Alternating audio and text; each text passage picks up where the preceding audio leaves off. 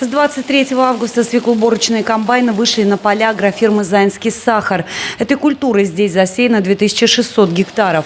На полях производственного комплекса Чубуклы работают 3 комбайна РОПа. Скоро должен приступить к работе еще один. Урожайность, несмотря на тяжелые погодные условия во время сева, как вы знаете, были заморозки, и засушливое лето довольно-таки хорошее, ожидается в пределах 280-300 центнеров с гектара, что хорошо для нынешнего года. Вся техника к уборке свеклы была подготовлена в срок, несмотря на санкции. Недостатков в запчастях не было. Обеспеченность ГСМ 100%, механизаторы настроены на работу.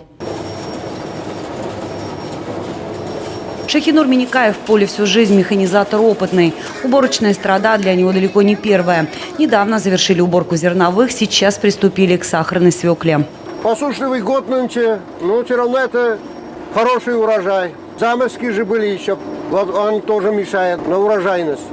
Но все равно нормальный урожай. Сейчас к уборке сахарной свеклы в Заинском районе приступили все 3 агрофирмы. На полях работают 14 комбайнов.